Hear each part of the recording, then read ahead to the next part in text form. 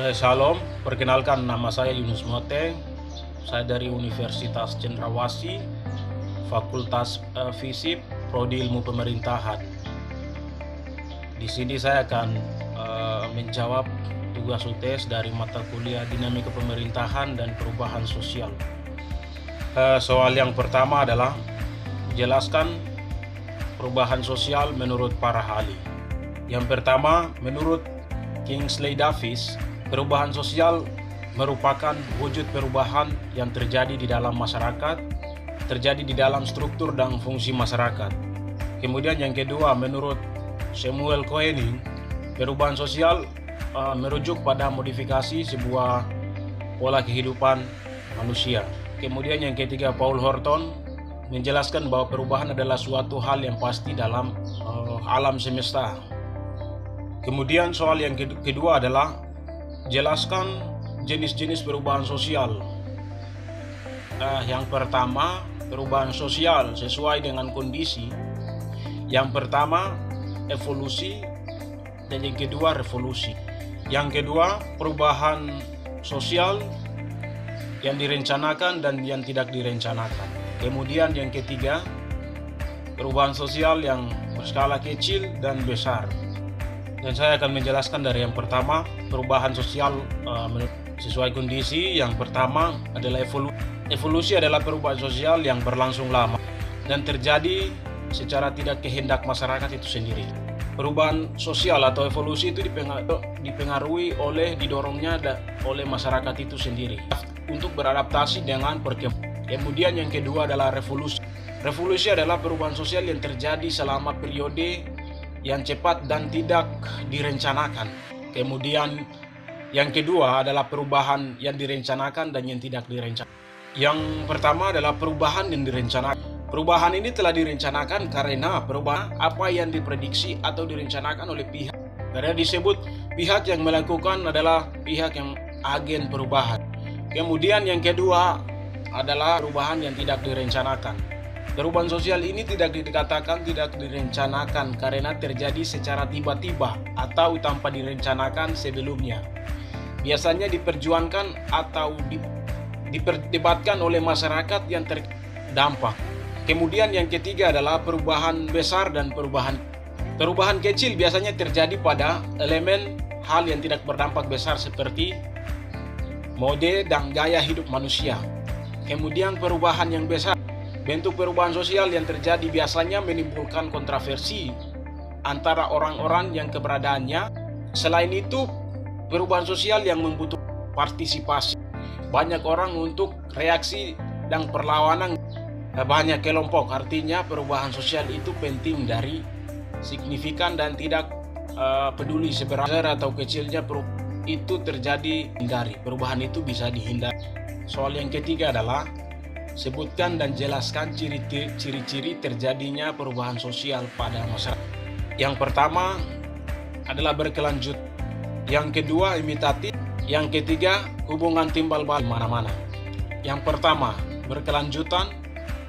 Manusia sebagai makhluk sosial di mana pemberadaannya akan mengalami perubahan baik secara cepat maupun lambat.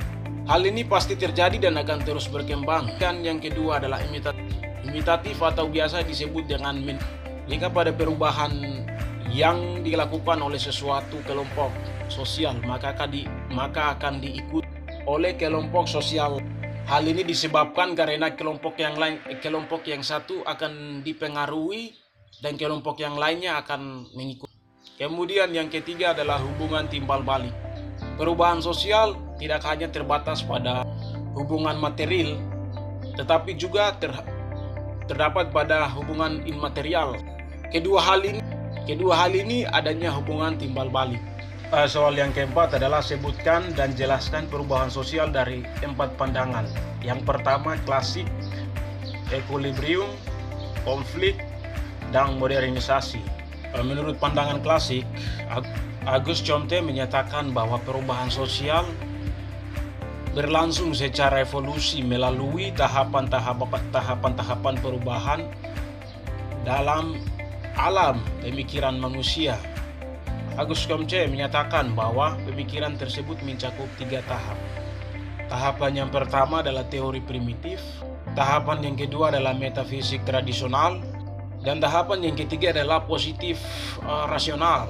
Kemudian yang kedua, menurut pandangan Karl Marx, bahwa perubahan sosial adalah menurut akibat dari perubahan-perubahan yang terjadi di dalam tata perekonomian masyarakat, terutama sebagai akibat dari pertentangan dan yang terjadi dari akibat antara kelompok pemilik modal, alat-alat produksi dengan pekerja.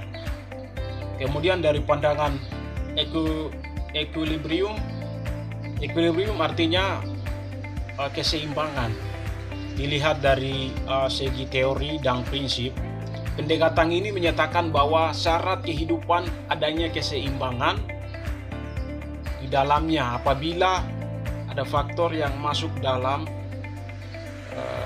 mengganggu keseimbangan antara bagian tersebut, akan mengakibatkan terjadinya kegoncangan dalam kehidupan masyarakat. Kemudian yang berikutnya adalah pandangan konflik. Pendekatan konflik dalam teori-teori perubahan dapat dibedakan antara lain konflik versi klasik dan konflik versi modern. Dalam pembahasan mengenai teori-teori klasik, khususnya membahas tentang pemikiran Karl Marx yang menjadi tumbuh pangkalnya pendekatan konflik. Namun Marx lebih memfokuskan konflik antara kelas-kelas masyarakat untuk mempertahankan kepentingan ekonominya. Kemudian yang berikut adalah pandangan dari modernisasi. Perubahan sosial ini berkolaborasi dengan proses industrialisasi yang ditandai dengan penemuan-penemuan alat-alat teknologi modern dari berbagai kehidupan masyarakat. Dalam perkembangan ini, di mana faktor pembangunan ekonomi dan industrialisasi menjadi sumber terjadinya proses perubahan sosial yang ditandai oleh perubahan sosial sebagai berikut. Terjadinya perubahan di aspek teknologi, kemudian bidang pertanian, kemudian dalam kegiatan industri, dan juga dalam aspek ekologi. Baik, dan soal yang kelima adalah kemukakan pendapat kita tentang perubahan sosial dengan berdasarkan 5 tahap pertumbuhan di masyarakat modern. Menurut saya, perkembangan atau pertumbuhan yang terjadi di masyarakat modern ini, dewasa ini, terjadi peningkatan yang sangat cepat, baik itu dari sisi pola hidup, terus perilaku, kemudian teknologi, kemudian ekonomi. Bahwa kemajuan ini kita tidak bisa membendung, artinya bahwa perkembangan dia akan jalan terus, mulai dari semua aspek yang saya sudah jelaskan tadi, sebutkan bahwa dari sini menurut saya hal yang penting adalah bagaimana kita menyikapi perkembangan ini dengan secara bijak, efektif, dan efisien, dan tidak merugikan diri kita maupun antara kelompok sosial lainnya. Jadi yang menurut saya, yang bisa saya kemukakan adalah ini.